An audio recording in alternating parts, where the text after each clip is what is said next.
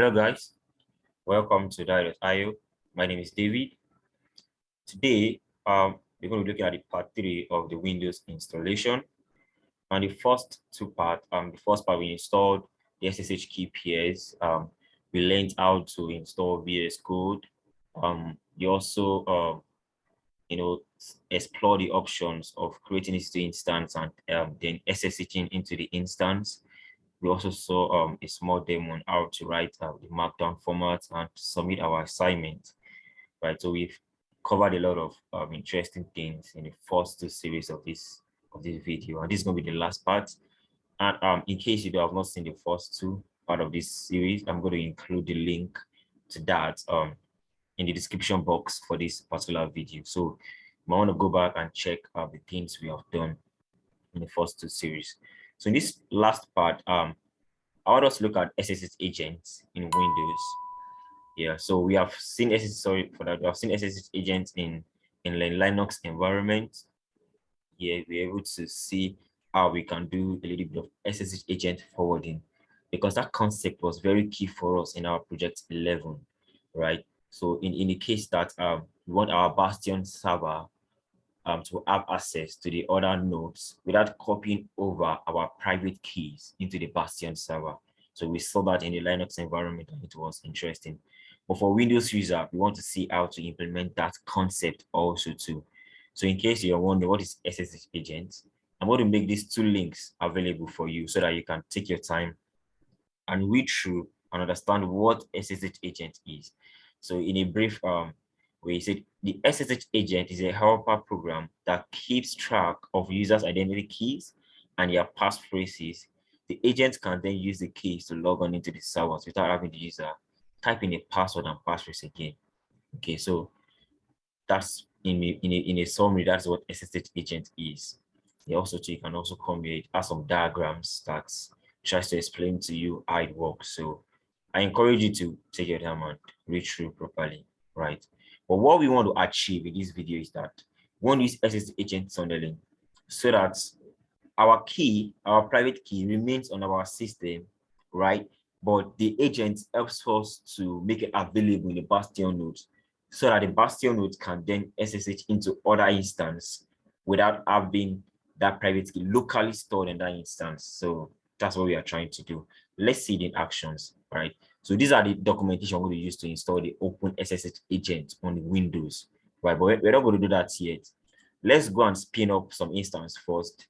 Let them continue in creation while we then come back and install the the things we need to install on our Windows machine. So I'm going to click on launch instance. Okay, so I'm signing into my AWS account already. So I want to believe you have AWS account already too by this time. Okay, so let's spin up some Ubuntu instances. Let's select, right? So okay, fit here, that's T2 microwaves. Okay, configure instance. Let's spin up two. We're going to need one as a Bastion and one as the worker, right? So add storage, leave what as defaults. We're going to add tags later on. Let's configure security group. Like we did in the previous video, I had a security group created already. So I'm going to select the existing security group for myself. You can also do that also too. Okay, then let's go to review and launch. Right, so let's click on launch.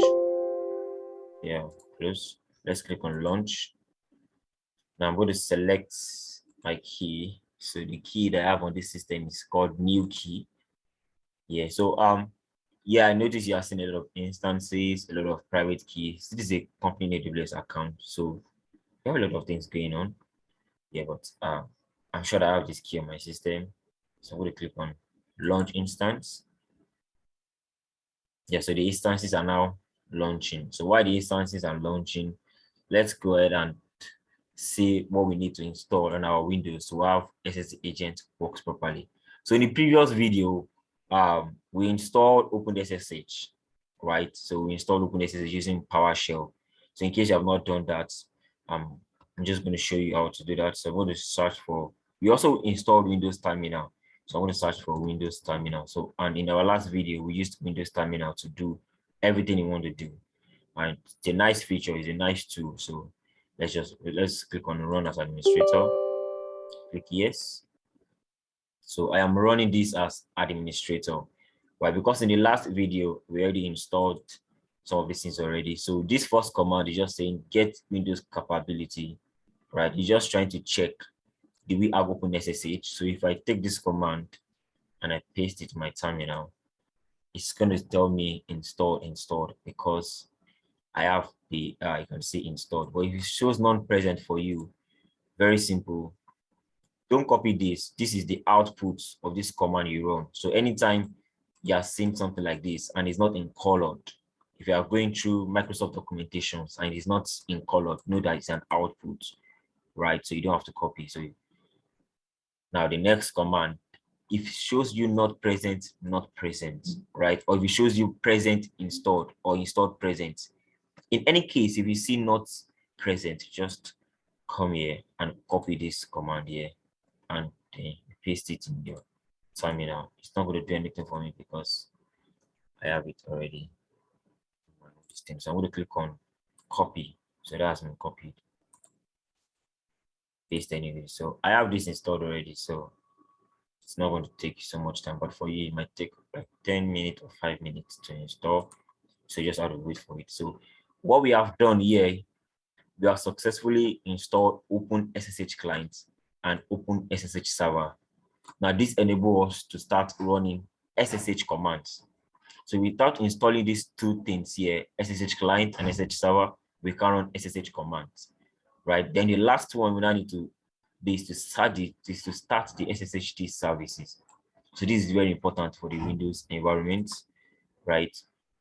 So you can just also click on it. There are a lot of things going on here, so you might not need to bother yourself to understand what is going on here, unless you want to be an expert in PowerShell scripting, right? So, but for those that are good in PowerShell scripting, we definitely understand what is going on. It's just some if statement and stuff, just like bash scripting.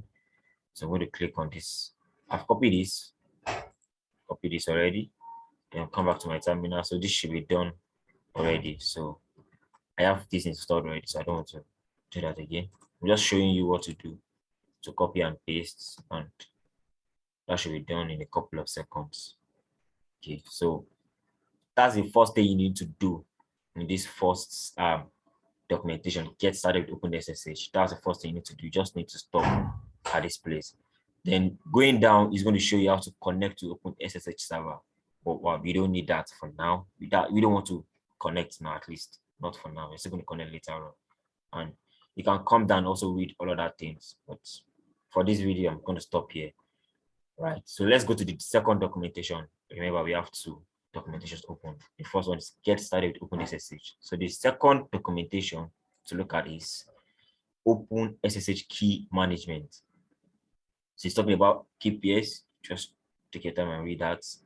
Then now the next thing we now need to do is I think we already started the SSH service in our previous command. Let's see. Did we start the SSH service? Yes, we already did already. So we don't have to run this one again.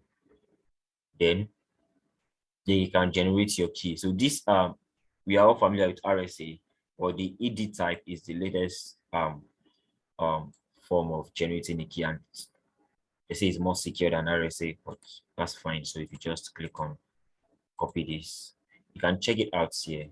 You can check it. You can just search ED KPS. So let me check the name again. I just search, yeah, ED25 ED2519 KPS. We just copy this and put it here so that you can read more about it. Yeah. I can just look at it here. It's an Amazon document, so you can see it's an elliptic curve-based public key system commonly used for SSH authentication. If you want more, I think that one's not. It's not clear enough. Let's check this one here. So you can see this one explains more about the ED25519 KPS. So I'm going to make this available in the video also too. Okay, so let's go ahead and generate a key. So I click on copy. I just paste this. You can see I have a key generated before, so just generating my key, and I had the key already exists before. So if you don't have your own, once you paste it, just click on enter and enter and enter. Don't change anything. And just to say, we did that in the last video also too. Okay. So what we are particularly about here in this video is SSH agent forwarding. Okay. Now this is where we need to now do some stuff. So by default, the SSH agent is not started, right? So we want to make sure that it gets started. But if you notice in this place, it says manual, which means that if you run this command as it is, right, it's going to start up the SSH agent service. But once you shut down your system or you close the terminal, then you have to run this command again and over till anytime you need it. But now we're going to take this command and change this manual to automatic, so that whenever we run, whenever we shut down our system and bring it back up, automatically the SSH agent service is what running. Okay, so I'm not going to click the copy command here at this time. Okay, I'm just going to copy this only. Copy. Then come to the terminal, paste. I'm going to change this to automatic. Oh, what am I typing? Automatic. Yes, yeah, that worked. Then let's copy the next command. Start the SSH agent service. Copy. Then let's go back to our command. Yeah, it has been started. So let's go back and check get service SSH agent. Yeah, I've done these things before, so it seems faster. So you can see that it is what's running. That's very good. Now, this command here is trying to tell you to add your key. So there are 3 commands mainly that we used in the in this SSH agent. We have the SSH add command and -k and the SSH-l. Okay, so the SSH add command, what it does is that it adds your key into this SSH agent tunnel, something like that. Okay, so let's go back to our terminal. Now, by default, most of our keys gets being stored in the downloads folder. So if I do the cd downloads, okay, so if I do ls star dot pem, okay, I have a lot of keys here, but if you remember, when I was creating the instance, I selected new key pem. Okay, I selected new key pem. So now I want to add this new key pem to the SSH agent. That's what I want to do. I want to add the new key pair to the SSH agent. But if you come up to this documentation, what they are saying here is that they want you to add your key, that key you generated, your own public and private key for your system, the one you generated for your system. That's what you're trying to add here. Okay, so you can as well do this also too.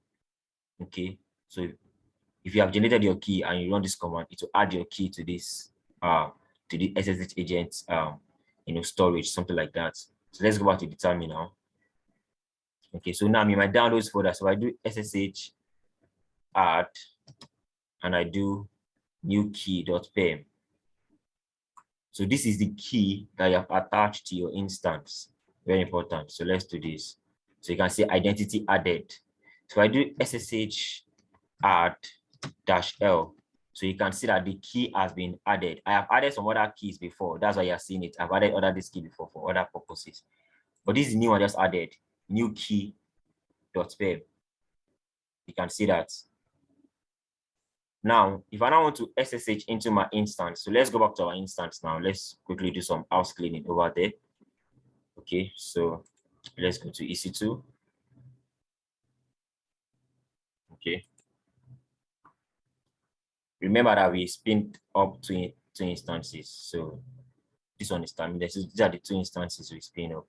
This one is running, right? So let's rename this to, let's call this our bastion. Let's call this our bastion. Right, save. And let's call this, let's just call it the worker.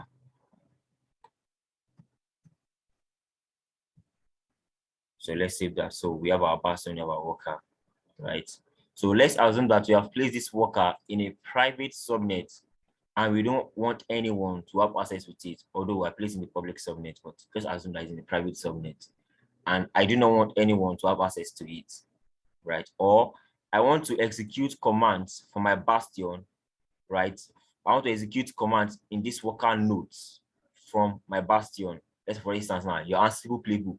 You want your Ansible playbook to install Apache on this worker, but the Ansible playbook is running from this bastion. Then the bastion, just like Ansible, needs to SSH into this worker and then install the Apache. So why we need that SSH to be possible, then we need to make sure that the SSH agent is also running properly, just like our project 11 and project 12. So that is the basic concept. I'm going to take that again. We want our Ansible playbook that is residing on this bastion host to install Apache, Nginx, Wireshark on this worker. Then Ansible uses the concept of SSH agents to do that. So Ansible is going to SSH into this worker and run those commands there. But don't forget that for you to SSH into an instance, you need to have the public key and the private key set up properly. So our SSH agent allows the private key to be available on this bastion. But note, it is not storing it on the bastion. It's just making it available there. So that when the Ansible wants to run, the Ansible agent wants to run using SSH agent, right? It finds out, oh, I have this private key there. And when it tries to connect with that private key to this worker accepts the connection because it is aware of the private key. Okay, so that's the explanation. So now let us go into this bastion via SSH agent. Okay, so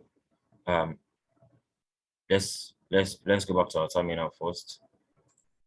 So normally you want to, oh sorry, I opened another application. That was a mistake. Okay.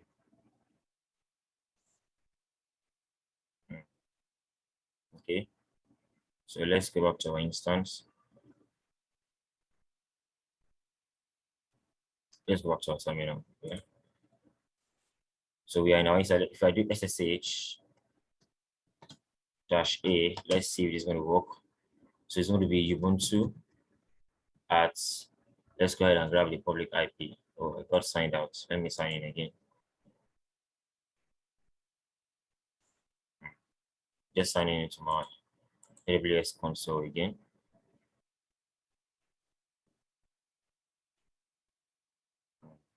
Okay, here's the bastion. Let's grab the public IP. Now, there are two methods of connecting into this instance. I can connect via my terminal, right? So let's see. She's asking yes. So you can see that we are inside the terminal now. We connected via SSH agents. Some people call it SSH tunneling. So I do SSH add -l. So you can see that we have our new key here. Well, how come? I didn't copy over. I didn't run any copy command. I just store it over. Right? It is the SSH agent that made this possible. So if I try to connect to any instance that has this new key, it's going to work. From this machine, if I try to connect to any instance that has this private key as their key, it's going to work. That is the concept. But if you are working with Ansible playbooks, just like our project 11, it's not really interesting using VI to edit your Ansible playbooks and the likes.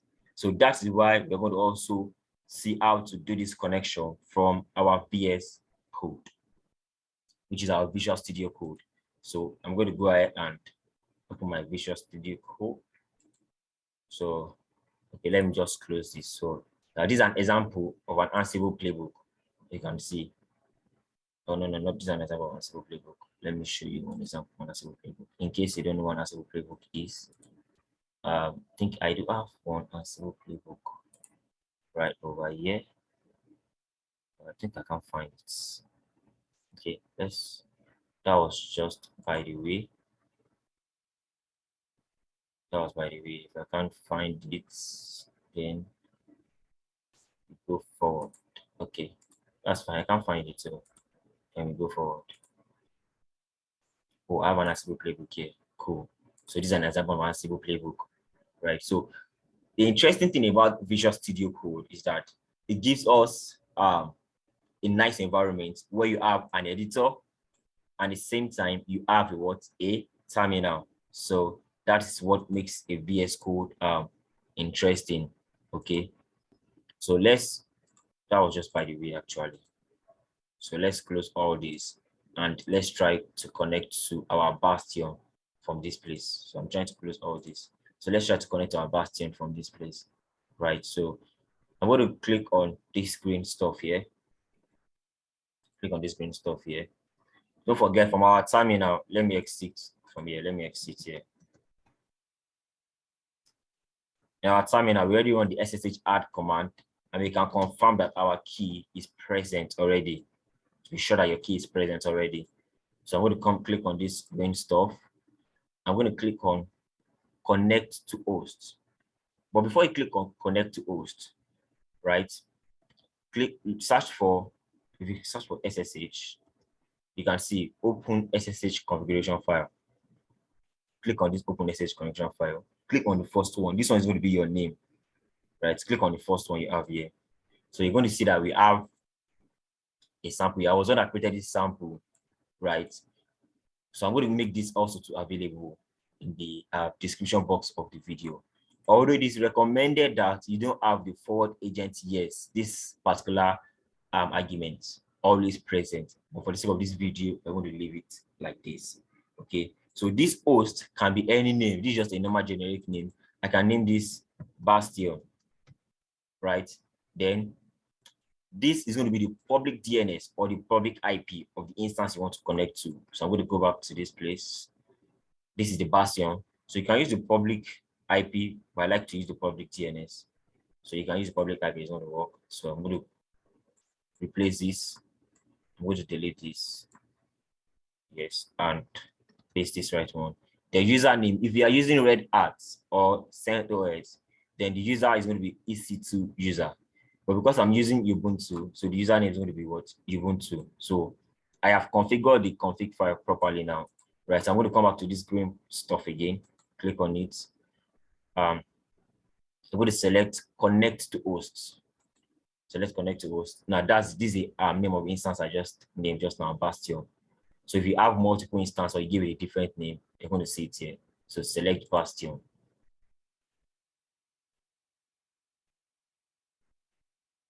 So click on continue.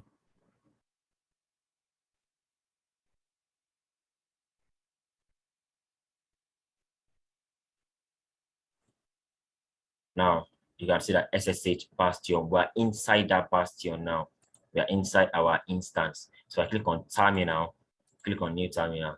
You can see that I'm inside our instance already. Ubuntu at stuff. So if I do SSH add -L, then you're going to see your keys again. Now, if we should run your Ansible playbooks, this will work out perfectly. So this okay, let me just try to SSH into the other worker we created. If I do SSH, Ubuntu add. So let's go to the instance here. So this is the worker. I'm going to select the private IP. I want to show you that I can connect via the private IP because I've used ssh-agent. So I'm going to select this. Oh no, this is not where I am. Yeah, this is where I am. So SSH is going to add the IP. Let's see. You can see that we can connect. Now we are in the other instance. You see that? So if you install your Ansible, try to use Ansible playbook, set up your Ansible config host, then you're good to go. So this is how to set up ssh-agent tunneling on Windows. I hope you had one of the things to learn, and if you do have any questions, you can reach out to us on the Slack channel. You can drop your comment on the section box below. Thank you for staying all through. Yeah. Bye.